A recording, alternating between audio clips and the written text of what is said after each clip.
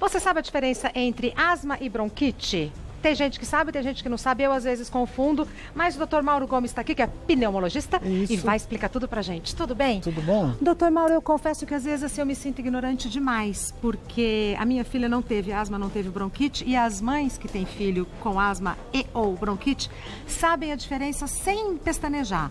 Eu não sei. É mesmo? É. Então, existem algumas diferenças básicas. Popularmente, as pessoas chamam bronquite como asma.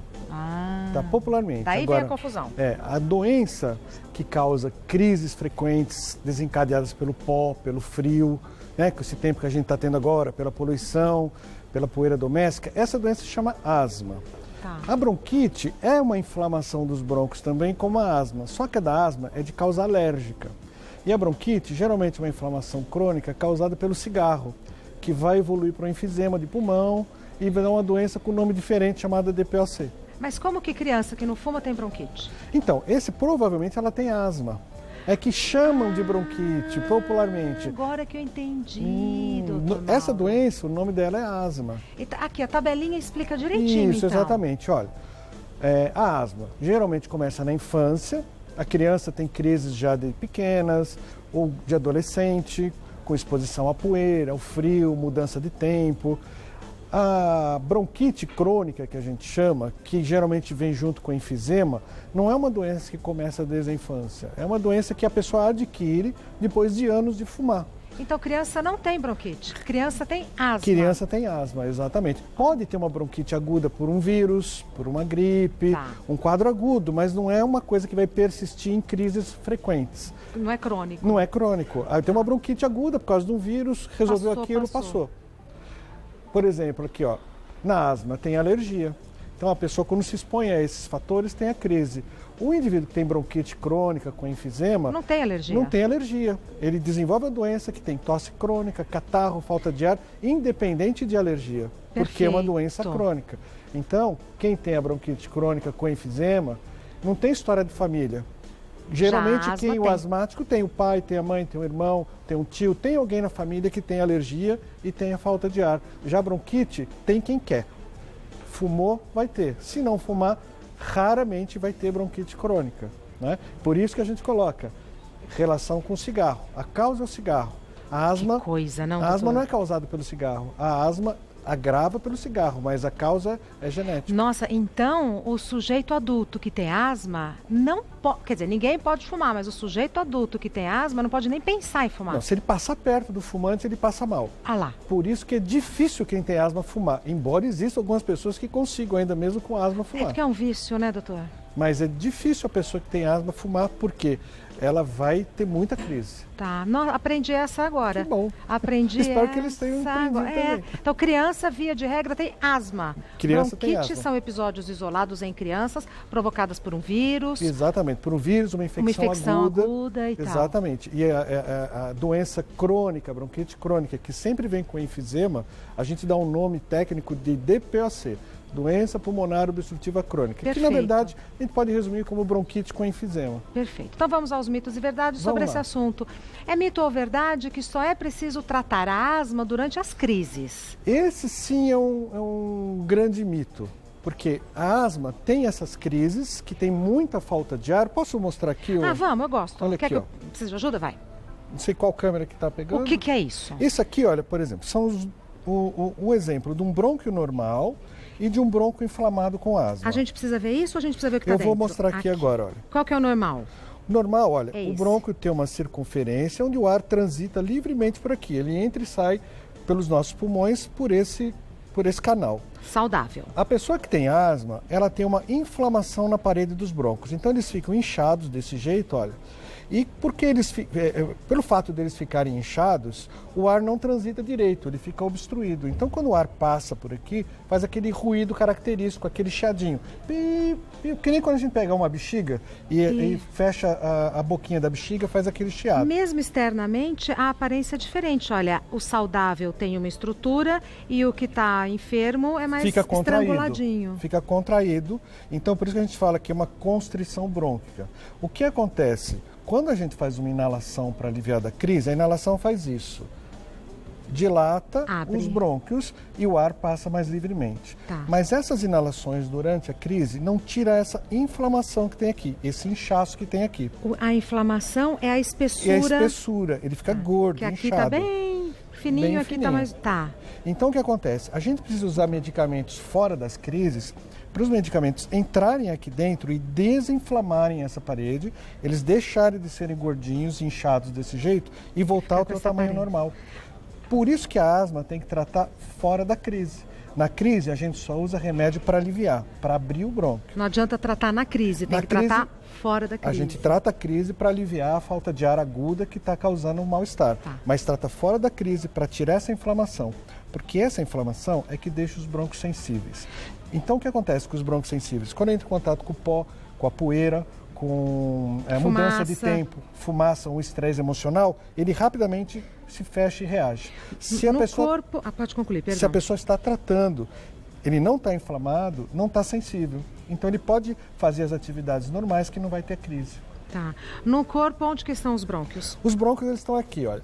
Aqui a gente respira nariz e boca, desce a traqueia e aqui ele se divide em dois brônquios principais, direito e esquerdo. Então tá nessa região. Nessa região toda do tórax, ele vai se ramificando para todo o pulmão, como uma árvore que vai se dividindo os galhos.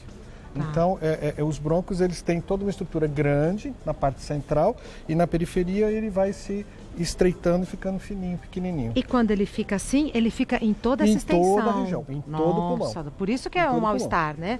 Pessoa... Se a gente pensar uma ideia comparativa, toda a área de pulmão que a gente tem de brônquios equivale a meia quadra de tênis.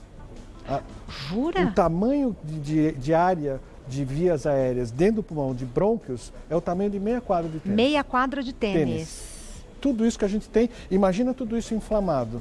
A dificuldade para respirar é muito grande, por isso que essas pessoas são limitadas, têm dificuldade de fazer atividade física, fazer exercício, fazer trabalho no dia a dia, então falta na escola, falta no trabalho, por conta dessa inflamação que precisa ser tratada. Perfeito.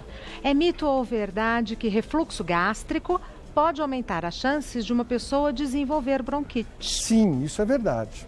Né? O que é o refluxo? Boa. Refluxo, a gente tem um canal que vem da boca até dentro do estômago que leva o alimento. Né? O alimento desce pela boca por um canal chamado esôfago até o estômago. O que é o refluxo? Quando a gente come, a comida, o líquido, ele tem que ir para baixo, tem que continuar o seu trânsito normal. Refluxo é quando uma parte disso que a gente engoliu volta pelo esôfago e sobe. Por isso, então é o fluxo que não vai, então é um refluxo. Exatamente. E quando ele sobe, ele chega na garganta, então a pessoa pode ter tosse, então a pessoa tem tosse crônica, e esse refluxo, quando chega na garganta, ele pode entrar dentro dos pulmões, ele extravasa para dentro do pulmão e provoca crises de asma ou crises de bronquite. Então, o refluxo é um fator que pode agravar essa situação. Desconforto, não, doutor Mauro? Muito. Então, as pessoas têm crise à noite, às vezes, com refluxo, porque come, vai deitar, aí tem o refluxo à noite e ele entra para dentro do pulmão.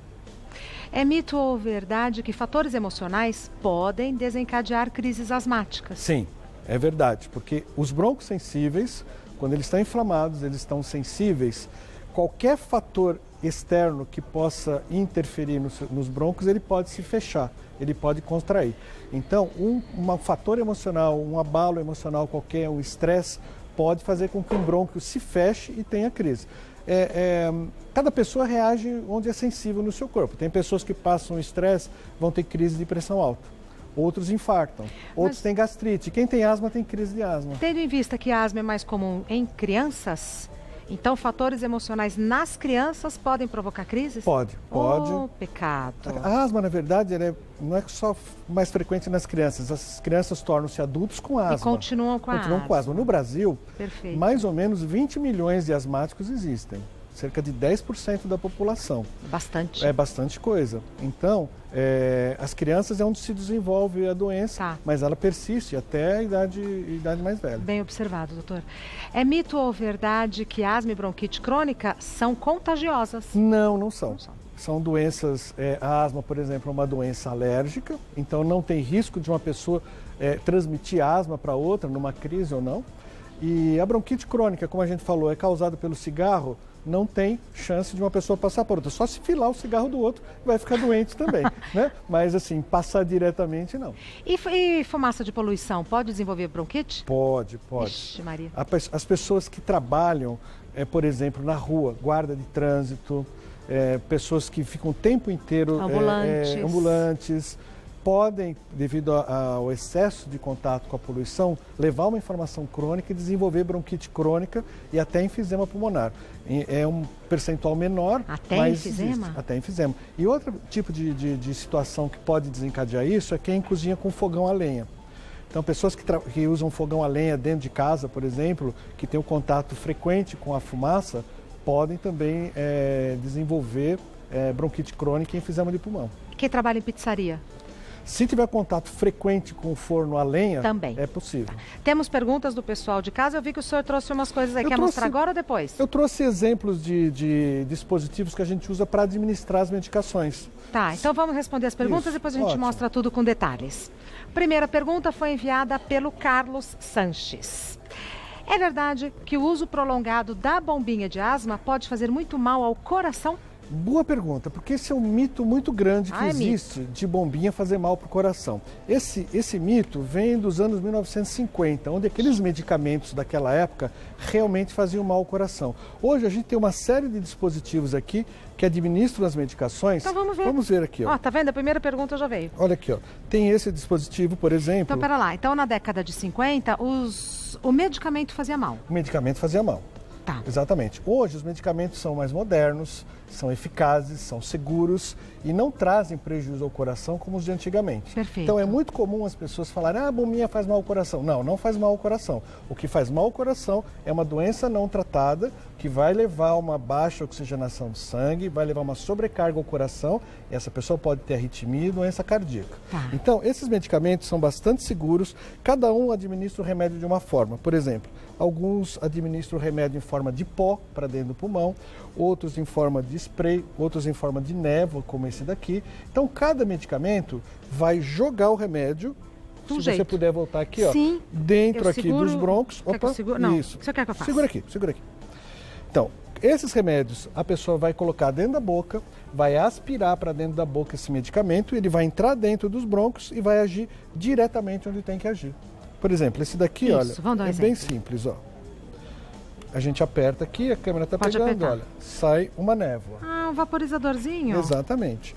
Esses outros... Que legal, doutor. Esse é popularmente chamado de bombinha, né? Que a gente aperta, acho que o ângulo está dando, ó, sai um jato. Existem alguns que são na forma de pó, que a pessoa aqui não dá para demonstrar, porque o pó está aqui dentro, ela suga esse pó aqui de dentro para dentro dos brônquios. Com a boca? Com a boca. Deixa eu ver o pozinho, dá pra pôr aqui? Não dá pra ver, porque esse aqui é só um demonstrativo, um placebo, não tem nada aqui dentro. Ah, queria ver como que era o pozinho. Tá? Mas não dá, coisa muito fininha. Coisa muito fininha, muito pequenininha, não dá quase pra ver. Então já teve a névoa, já teve o... O pó, tem tudo isso aqui é pó. Tudo isso aqui é pó. A maioria é pó, então? A maioria é pó, esse aqui é de bombinha, esse aqui é de névoa. E esse? Esse aqui é um medicamento, então, vocês que estão em casa, que usam as bombinhas, se tiverem dificuldade, esse é um aparelhinho excelente para ajudar na bombinha. Porque aí a pessoa coloca a bombinha aqui dentro e o jato não sai direto na boca, não sai direto na garganta, porque o jato na garganta é que irrita a garganta e pode levar a rouquidão e outros efeitos colaterais da garganta. Então ela coloca a boca aqui e chupa por aqui. É um extensor. É, exatamente, a gente chama de espaçador. E não vende junto com a bombinha, não comprado à parte. É comprado à parte. Na farmácias comuns. Um espaçador desse aqui está em volta de 30, 40 reais. Para quem usa com frequência é muito útil. Sim, mas isso aqui compra e fica a vida inteira, não precisa trocar. Higieniza bonitinho. Isso, exatamente. Tá. Bom, então a pergunta do Carlos respondida. Próxima pergunta, Angélica. Sempre que há mudanças na temperatura, tenho crises de bronquite. O que posso fazer para evitar isso? Provavelmente o que a Angélica tem são crises de asma. Né? Porque a gente viu que o que desencadeia crises com frio frequente são esses broncos sensíveis na asma. Então ela precisa tratar a asma fora da crise para tirar a inflamação dos broncos, eles pararem de ficarem sensíveis e de ter as crises. Perfeito. Mais uma pergunta enviada pela Érica. Sou asmática desde criança e há pouco tempo descobri que também tenho apneia do sono. Existe relação entre as duas doenças? o asmático pode usar o aparelho CPAP? Essa é uma pergunta complexa, de quem está por dentro do problema, talvez nem todos os telespectadores saibam do que ela está falando. O que é a apneia do sono? A apneia é quando a pessoa tem paradas de respiração durante a noite. Por algum motivo, ela para várias vezes de respirar e isso acarreta algumas consequências. Geralmente, isso está ligado com obesidade, está ligado com ronco, ligado com problema cardíaco, com pressão alta, não necessariamente com asma, embora o asmático possa ter apneia. Tá. E o CPAP é um aparelho que as pessoas que têm apneia utilizam como se fosse um respirador noturno. Vai colocar uma máscara, vai ligar num aparelho portátil de respiração que vai respirar pela pessoa durante a noite e não vai deixar ela parar de respirar e ter as consequências. O asmático pode usar o CPAP sem problemas, porque se ela tem apneia e precisa usar o CPAP, tem que tratar a asma para abrir os broncos, melhorar a respiração e usar o CPAP para não parar de respirar. Perfeito. Mais uma pergunta enviada pela Milena. Quais vacinas são indicadas para quem sofre desses problemas respiratórios? Olha, as principais vacinas que a gente indica para quem tem problema respiratório crônico são as vacinas para prevenir infecção respiratória. Então a gente precisa utilizar vacina para prevenção da gripe, que é essa vacina da gripe anual, que é a vacina chamada influenza, e a vacina de prevenção da pneumonia. Existe um bichinho chamado pneumococo, que é a principal bactéria que causa pneumonia. E existe uma vacina apropriada para evitar a pneumonia por essa bactéria, por esse bicho. Então, essas duas vacinas seriam as principais a serem indicadas para quem tem problema respiratório. Ótimo. Mais uma pergunta, e agora do Marcelo. Um asmático, mesmo sem estar com crise, pode se sentir bem cansado ao subir uma ladeira, por exemplo? Sim, pode, e isso é sinal de que a doença não está controlada. A asma é uma doença que a gente precisa tratar fora da crise para ter o controle da doença. A asma, infelizmente, não tem um remédio que vai curar a doença. Tá. Assim como quem tem pressão alta precisa usar o remédio de pressão o tempo todo. Quem tem diabetes precisa usar o remédio para diabetes o tempo todo. Tem que cuidar então, né? Quem tem colesterol precisa usar o remédio mesmo sem sentir nada. O asmático precisa tratar a asma fora da crise para evitar isso daqui. Porque ele pode estar sem fazer nenhum esforço, respirando bem. Mas na hora que precisa de um esforço maior, o brônquio não está reagindo adequadamente, não está passando ar, não está passando oxigênio e ele está cansando. Então é sinal de que precisa modificar o tratamento. Tá bom. Temos mais uma pergunta, enviada pela Tamires. Não tive asma na infância, mas um ano descobri que tenho o problema e as crises se tornaram constantes. Até preciso fazer inalação quase todos os dias. Há algum fator na vida adulta que pode causar a doença de repente? Isso acontece algumas vezes. Será que ela fuma, não? Não sabemos esses detalhes, se ela fuma ou não fuma. Agora, isso pode acontecer. Vamos supor que ela não fume. Ótimo. E tenha começado a ter crises de asma mais adulta. Perfeito. Tá? Se ela tiver uma história na família de pessoas alérgicas ou de pessoas que tenham tido asma, ela pode ter essa predisposição e em algum momento da vida isso vai aparecer. Se ela já tem alguma alergia, uma rinite alérgica, alergia da pele, ou se tem de criança, teve crises, parou de ter, ela pode voltar a ter no futuro. Então, há essa possibilidade. É o mais comum? Não é. Mas tem essa possibilidade. Agora, existem outras doenças, não sei a idade da Tamires para a gente saber, mas a pessoa que começa a ter crises de asma depois dos 50 anos, sem ter nada alérgico antes, precisa estar atento se tem alguma outra doença por trás, porque existem algumas doenças que podem levar a sintomas parecidos com o da asma, chiado no peito, falta de ar. Então, quem tem refluxo pode começar a ter isso, quem tem doença no coração pode começar a ter isso. Então, é preciso saber ver o histórico da pessoa, avaliar toda a condição dela, fazer um exame clínico e identificar se realmente é asma ou é uma outra doença que está por trás. Tá. O senhor falou uma coisa que me chamou a atenção, alergia na pele. O que a alergia na pele tem a ver com tudo isso que a gente está falando, porque doutor? A asma é uma doença alérgica. Então, quem tem um tipo de alergia pode desenvolver outras. Então, por exemplo, quem tem asma, 70% das pessoas que têm asma tem o nariz ruim também.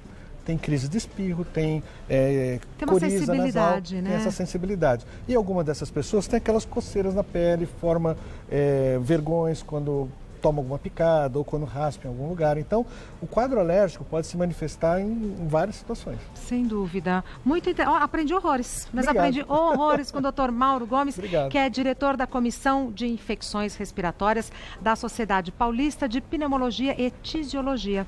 O site do Dr. Mauro é muito simples, DR de doutor, drmaurogomes.com.br. drmaurogomes.com.br. Vale uma visita, não? drmaurogomes.com.br. Muitíssimo obrigada, viu? Muito obrigada. Até a próxima. Até a próxima. Obrigado. Obrigada.